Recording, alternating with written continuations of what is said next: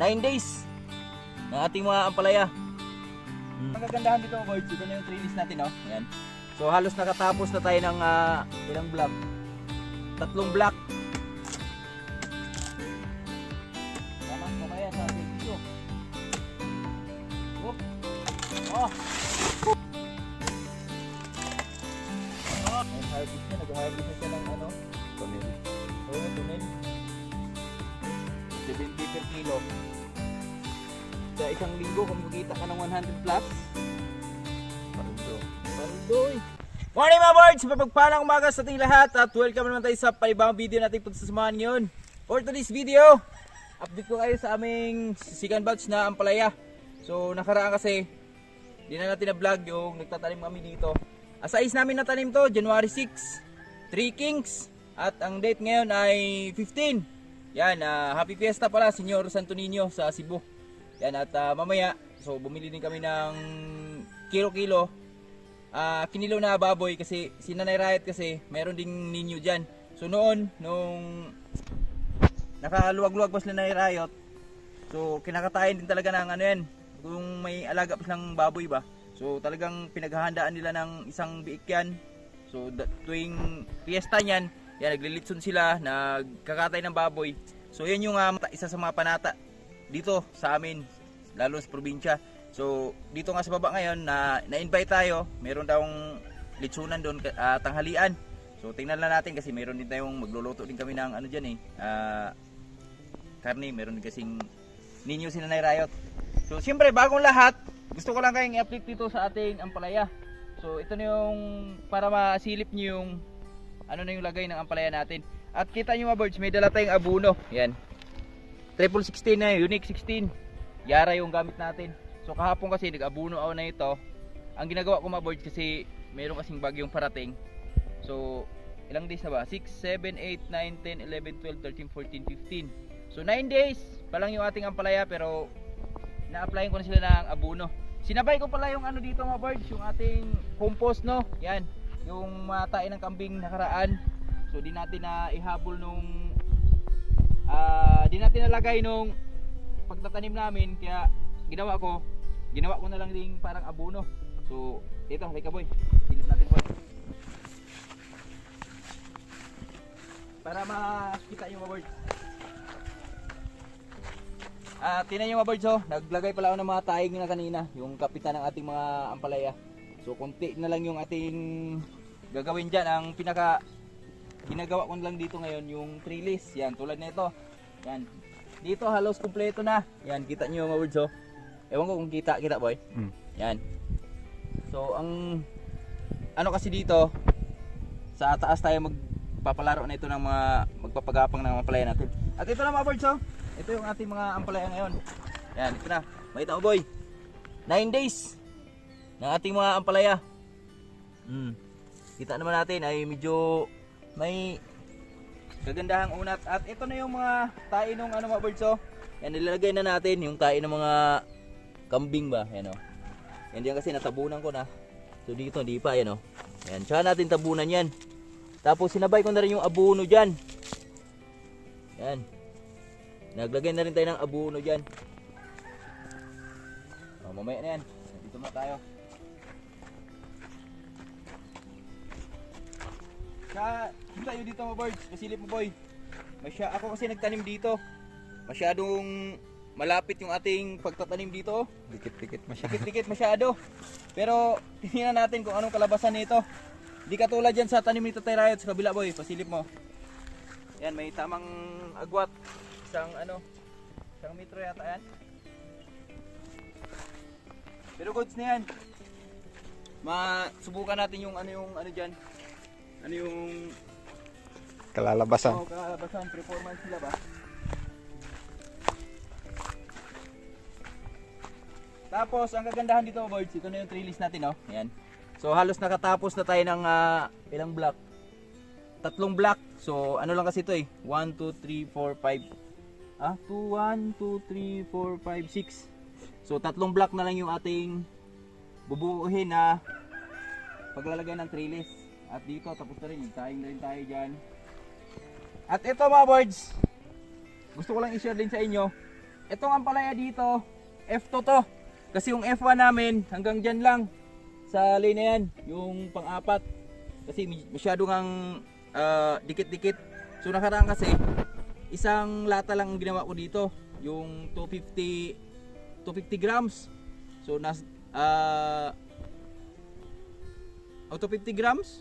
Tapos naglalaman siya ng 250 piraso na seeds. So ngayon, dinagdagan natin. Siguro nasa 500 na puno tong ating mga ampalaya ngayon. At ito, katunayan yan. Nagpupuna tayo. Ito yung pinuna natin. Ayan o, tingnan natin. Medyo na ano pa, nalalanta pa. So ito na lang yung di naabunuhan dito. Lalagyan na natin ng abono ngayon. Ayan.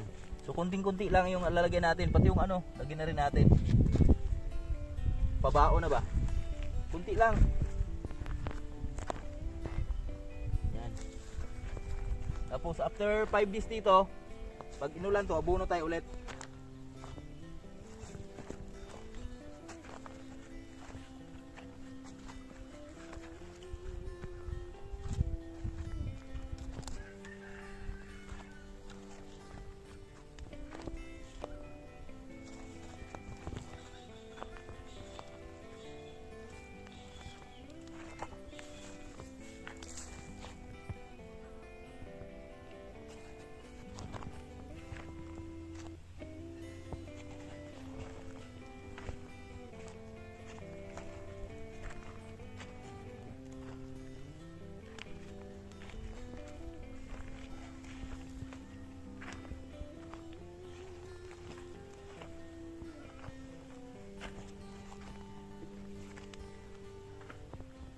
May pabaon agad sila mga birds, yung ating mga ampalaya.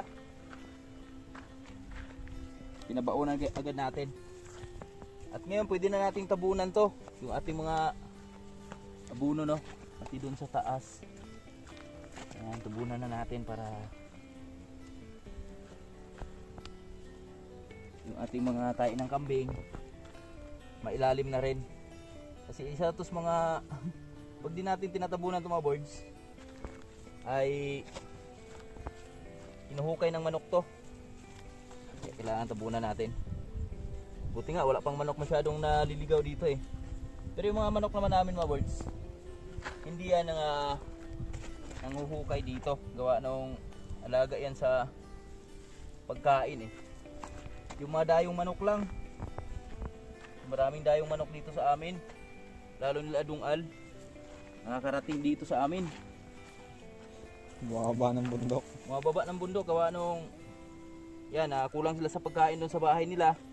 Kasi madalas walang tao doon nila dungal sa taas. Nasa baba sila lagi. Yung pinsa namin. Kaya yung mga manok nila daming ligaw, pati dyan sa kabila oh, sa kabilang bundok. Ang daming manok dyan. Kita ni Tatay Rayot. Tatay Rayot lagi nagpapastol doon eh.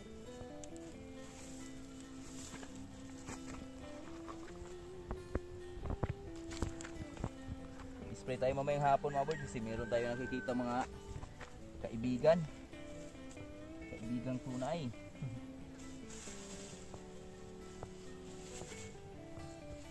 Kasi inaatake sila agad gawa nung alam mo yung bakit, malapit kasi yung mga sitaw natin. Kaya yung malapit na sitaw binaklas mo na talaga dito, Tumatawid. yung mga kaibigan. Kaya mabango kasi yung ano nito mga birds, Bagong usbong. o bagong usbong. Yan, kinakain din ng mga ano eh. Anong ano eh, Tagalog yung timos eh, yung itim. Na Yung insekto na itim yung ano. Yung gito ay. Wala pala. Yung parang ano. Kasi nakasilip sa eh. Tsaka ang laki ng save natin dito ngayon mga birds. Gawa nung lahat na tying. So itong sako na to, tira lang to nung unang ano natin, unang batch natin. Tapos ngayon, ang ginawa kong triles, yung nylon dyan, tsaka yung tying ng sitaw, matitibay pa. Lalo na yung nylon kasi numerosin to eh. Pero yung ano mga birds, sobrang tibay din ito, yung blue tying kung tawagin. So nagagamit ko rin kasi pag hinihila ko, di naman mapuputol. So nabubuo pa rin siya. So ginawa ko na lang trellis dito para di na tayo bumili. O di ba? Napakalasib natin, pati yung mga harog natin, o di ba? So kaya napakalaking na minus yung ating trabaho dito sa Sikambats na Ampalaya ngayon. Di katulad dati na Sobrang trabaho. sobrang trabaho. Yan, tinatawag ko pa lagi sila Tatay Rayot, sila Manaliboy para lang sa makapag paano tayo matapos agad yung ano ba kasi nakaraan din medyo nagahol tayo sa oras nabutan na tayo nung paggapang nila. Pero ngayon, ako na lang, pasundot-sundot na lang. Tapos, diyan lang tayo magpapatulong sa nila pag medyo ang abono natin ay hinubig na. Yung medyo marami na ba kasi ang abono ngayon dito. Yan, paunti-unti pa nga lang. Pag dilata na yung abono. Pag dilata na. Kaya tingnan natin yung kalakaran nito. Kung ano yung takbo na itong ampalaya natin kasi yung iba kasi first time namin mag second cropping sa isang area. So ginagawa kasi namin si lupa namin dito hindi masyadong mataba. Kaya ginagawa namin first cropping lang talaga kami. Tapos ibang variety naman. Pero ngayon sinubukan natin. Kaya gumamit tayo ng compost.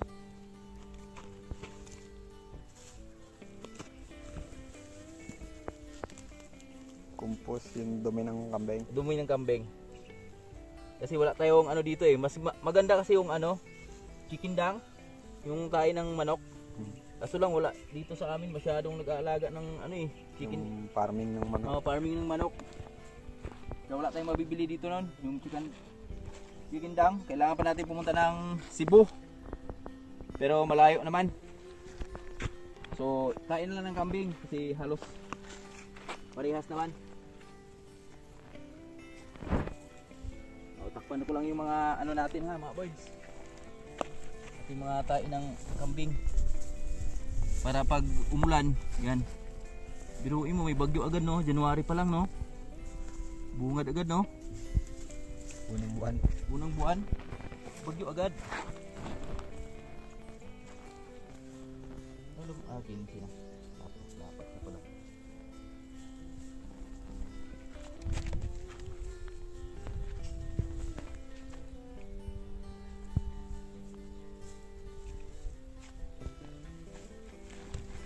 Grabe, yung taba ng ano, balili oh.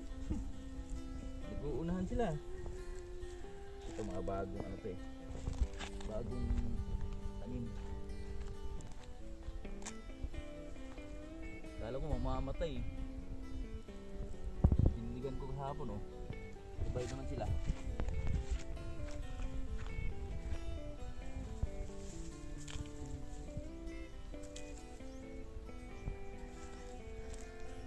Pa natin pwede paararot ulit mga birds maliliit pa lang yung ampalaya natin.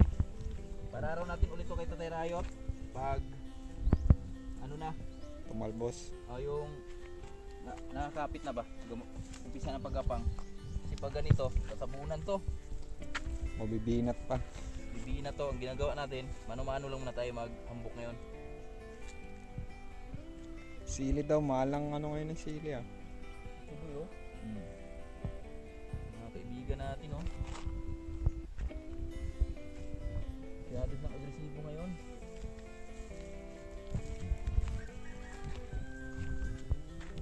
Sili? Anong sila, buyo? Yung ano, atsal? Ewan ko, yung ano yata. Ay, yung kay Jore, yung inano ni Jore? Ah.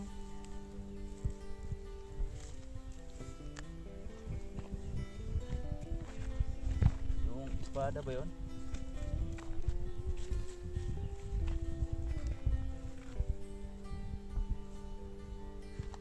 Ano ang meron nun si Bay Jeben?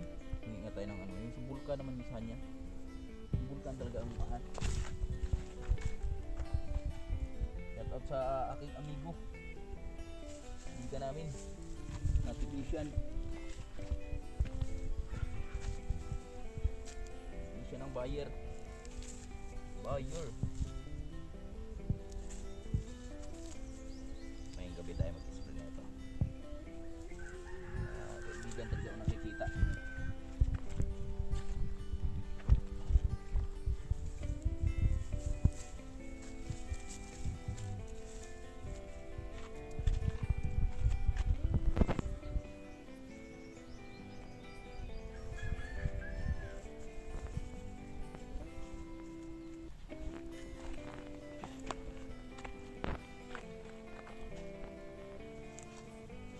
Pag malakas sa hangin dito, parang may aeroplano eh. Oo. Ayun ba, yung ganun ba? Ayun, sa tayin. Ayun o. Yung insekto na yun o. Yung ano, parang grasshopper. Yan, yan. Ano ba tawag sa Tagalog yan? Hindi ko alam yung tawag sa Tagalog yun. Parang ipis na tipaklong. Oo. Timos yan dito sa amin eh. Yan yung ano, kumagat dun sa ano. Hindi naman kinagat yung parang naihian lang ba yung o tiniluring sa karaan na maga. Ngayon yun si ate mo na taranta.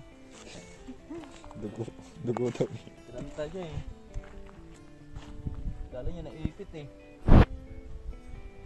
Magang maga yung ano eh.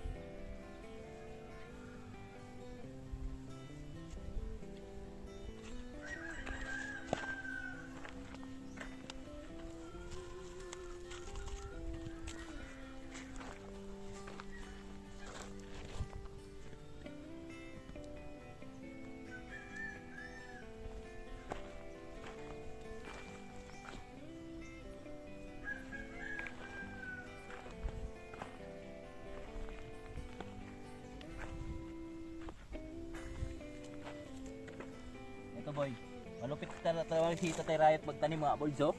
Tingnan nyo. Oh. Tapos dinagdagan ko na lang ng isa din dito eh. Tapos yung aming bakod dito lang. Sumobra. Saan niya kayo pagapangin yan? Ayun po. Lagyan mo ng tali. Tali no? Hindi, papustihan ko na lang yung isa dyan. Sumobra eh. Masyadong ano eh. Ganado magtanim sa Tatay Riot eh.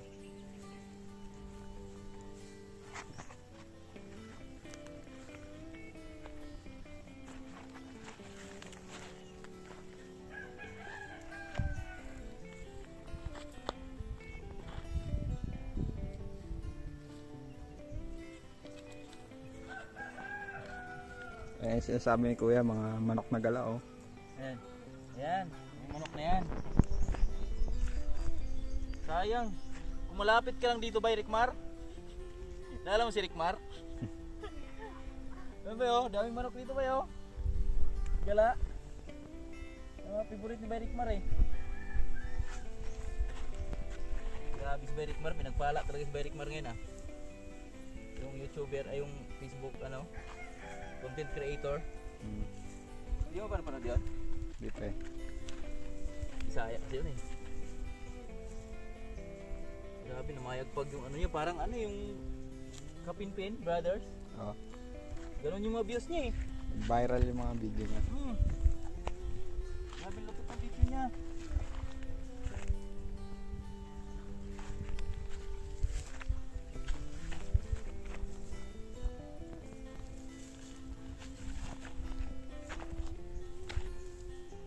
Ate mo nga eh, kit Tagalog na naaaliw sa kanya eh. Bago matulog, yun yung pinapanood eh. Pang good vibes ba?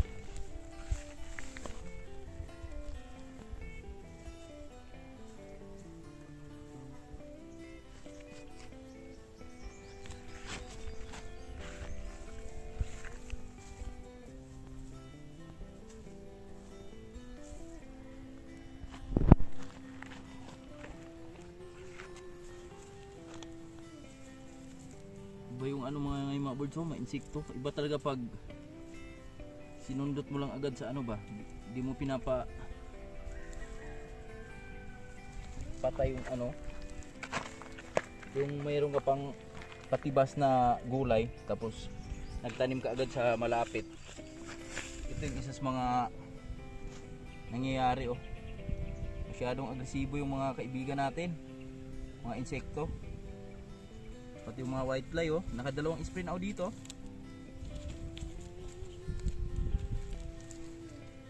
Ang whitefly naman, matake naman to pag yan, tuloy-tuloy yung init. Pero nawawala din to pag ulan. Kaya gawin mo dito. Spray ka lang muna ng spray dito kasi masilan pa tong ganito eh. Dad, baby pa lang. Kailangan mapakondisyon doon muna.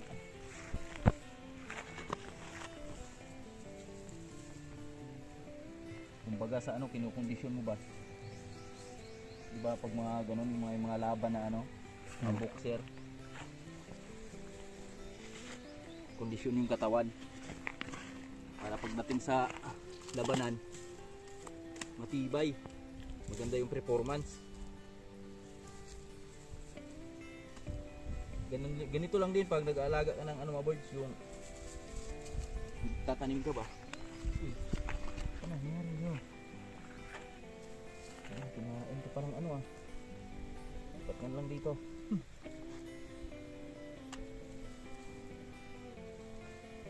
Kain pa. Mabilis lang naman ang palaya pag nakondisyon. Lalo na pag tinam nakaraan, sinusunod pa ng ulan, no? Ate, no? Binagyo pa yun. Di lang ulan na aranasan nun eh. Bagyo pa eh. Dalawang bagyo eh. Nalakas eh. Pero ang ganda pa rin ang presyo ng ampalaya ngayon ha. 70? Oh, saan ka maghanap niyan? Swerte talaga yung mga ano ngayon. Yung vlogger doon, yung vlogger din no, na si ano, si Kate ba yun? Yung taga Cebu. Grabe, paldong-paldo eh. Ang palaya din crop niya. Palaya niya, cropping niya. Nagka-crop siya ng ano, nag-harvest. Ngayon harvest niya, nag-harvest na siya ng ano. Tonel. Oo, tunnel. 70 per kilo. Sa isang linggo, kung makita ka ng 100 plus. Paldo. Paldo eh.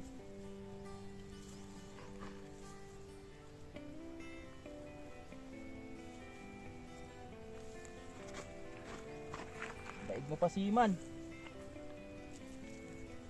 Ikaw si man na nasa lupa. Susisid ka ng ano.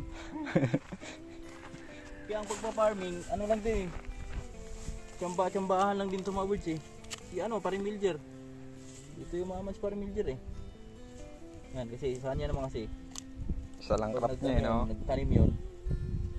Talagang malakihan. Pero mo, nagtatanim ng ano yun eh, yung Hektar-hektar eh. hektar. Yung pinaka maraming natanim niya yung ano 30k na puno. Biruin mo yan. 30k na puno na talong. Nakaraan na vlog natin dun sa baba. Ganun. Pero yung ampalaya natin pure buyag ha. Pure usog ha. 9 days pero lumalaban na siya.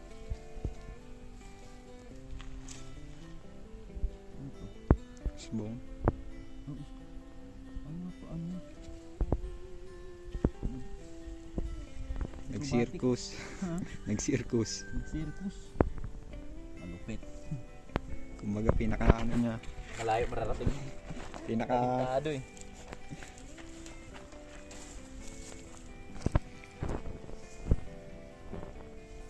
Nagpunan lang natin kasi parating yung ulan baka mga baha-baha din ba. Sayang yung mga tae ng ano. Pungkos natin, kambing. kulit kayo. Pinapundasyon niya yung katawan niya eh. Oo. Pinaikot niya.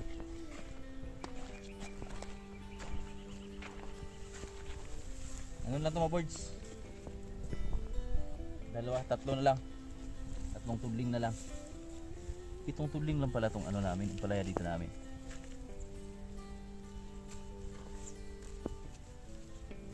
Pero kumikita siya ng ano. Nakaraan ma-harvest siya ng 100 eh. 100 mahigit isang linggo. Sa isang linggo kasi 2 beses kami nag-harvest eh. Mga 150 siguro. Kasi nakaraan naka-harvest tayo ng 100 no? Oo, 100 pataas. 2 at 3 beses kami nakapag-harvest ng ano ng mga birds eh. 100 mahigit. 108, 105 tsaka 110 ba yun? 116. 116? Biruin mo yun? Hindi biro yun.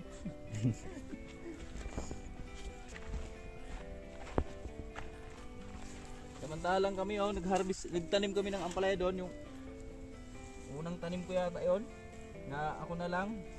Wala na pa rin jure. Ayun dito sa may Oo, taas yun ng sa taas. papaya. Pangit din kasi na lupa dyan eh.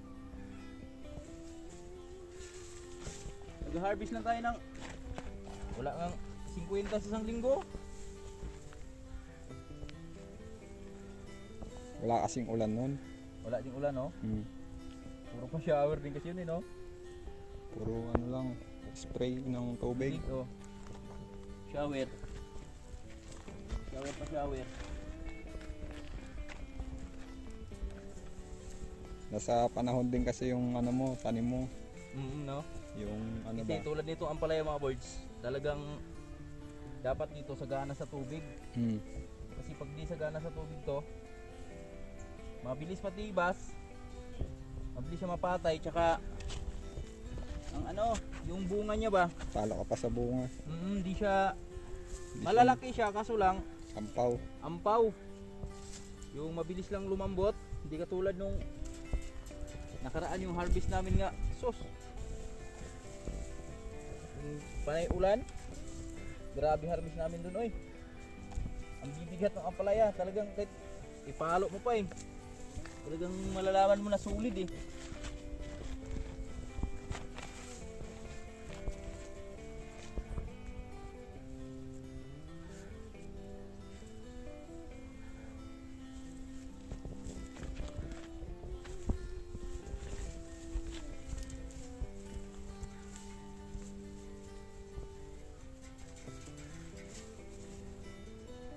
Yun, iba, usbong pala. Bulot. Ano nga yan? Nakatayo nito.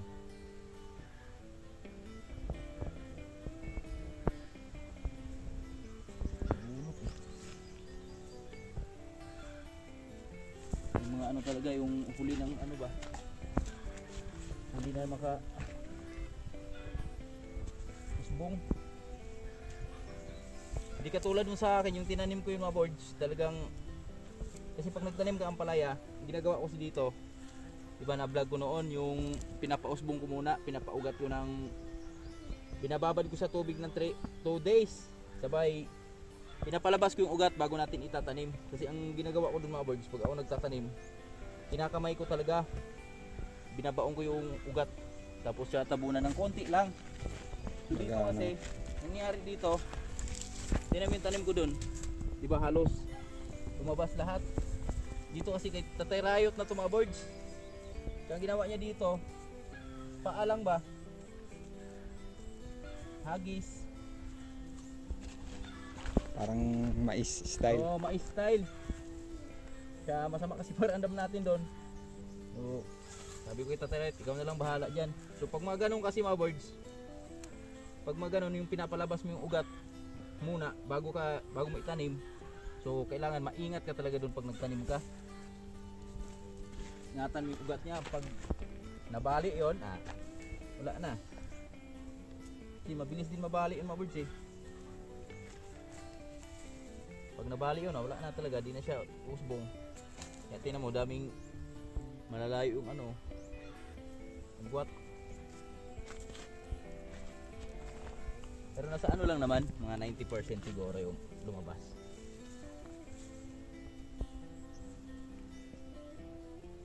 Doon talaga sa baba, talagang nasa yung F2 natin nakaraan. Doon talaga ang mga 40% yung di lumabas. Kaya dami nating pinuna doon. Buti lang kamo mga boards, di natin binunot yung mga tumubo din dito nakaraan. Ang daming nagtubuan dito eh, mga buto dati ba? Hindi ko binunot. Wala, kaso lang wala na eh. Doon sa taas mamaya, kasilip ko sa inyo. So yun na lang yung pinuna natin doon sa baba, sa F2 natin.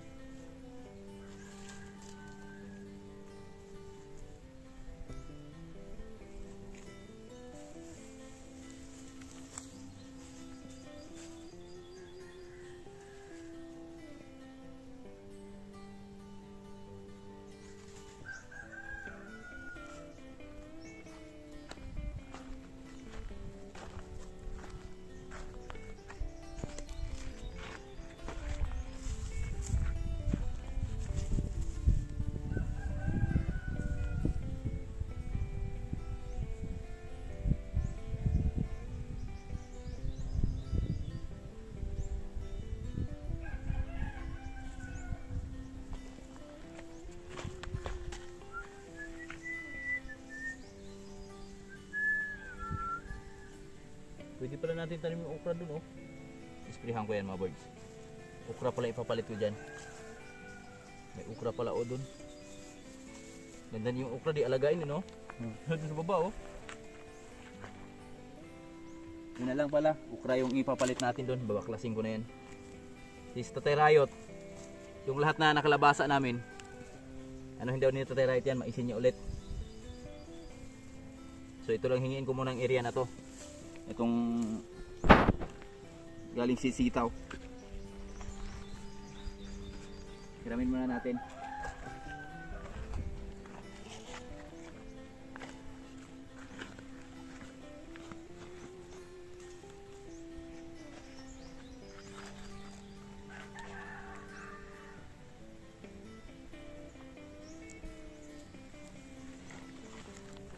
Birds, eto na, nasa last line na tayo. Ito na yung tatapusin natin kasi tatanghali na rin. Subutin lang kamo, makulimlim yung panahon ngayon. So at least nagawa tayo dito sa farm natin ba. Yan o. Mag alas 12 na boy, no? Alas 12 na. Alas 12 na. Alas 12 na ba? 11:59. Oo. Sakto lang din. Tapos tayo mga birds.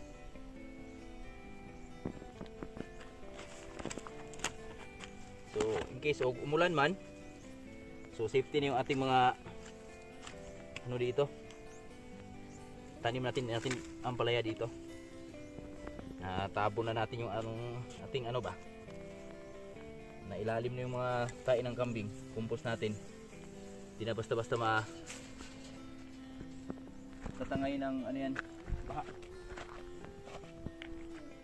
So bumigay pala yung isa dito kasi malambot yung kahoy na to kahapon nung nagtitrailis tayo, kaya pinalitan natin ng Jimelina. Okay to boy.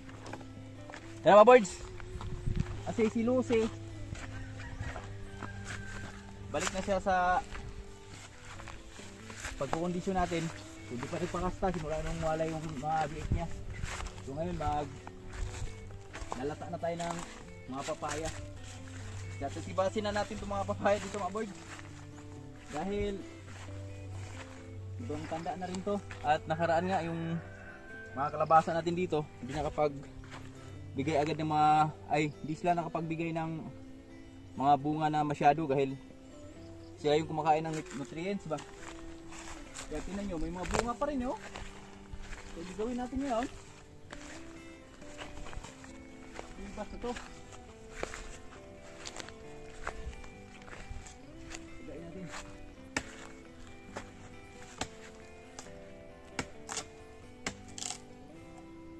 Salamat papaya sa serbisyo. Whoop. Oh. Yan. Ito, hinug pa, oh. Ito, pwede natin hinugin to. Matamis yan. Ito lang yung ating gagawing pagkain sa baboy. Tignan nyo, ano lang yung nakinabang, paniki. Kasi i-spray natin yung Rayot dito mga birds, eh. Siya yung magtatanim ng mais naman. Ito, dalang bunga, oh. Kuha to, sapat na to.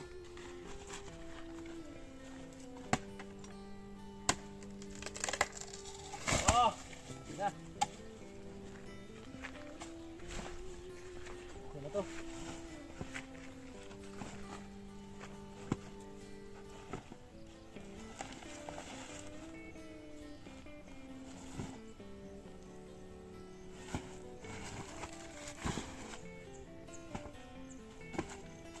Yan mga birds, tanim lang tayo ulit ng papaya.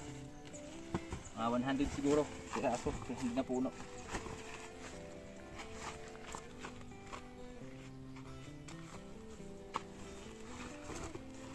Okay na. Goods na. Yan, shoutout sa inyo lahat. Happy watching everyone. God bless.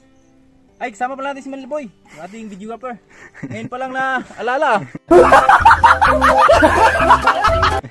Yan, salamat kay Manliboy sa pag-video sa atin. Ayan, maganda tanghali mga ka-words. Alright.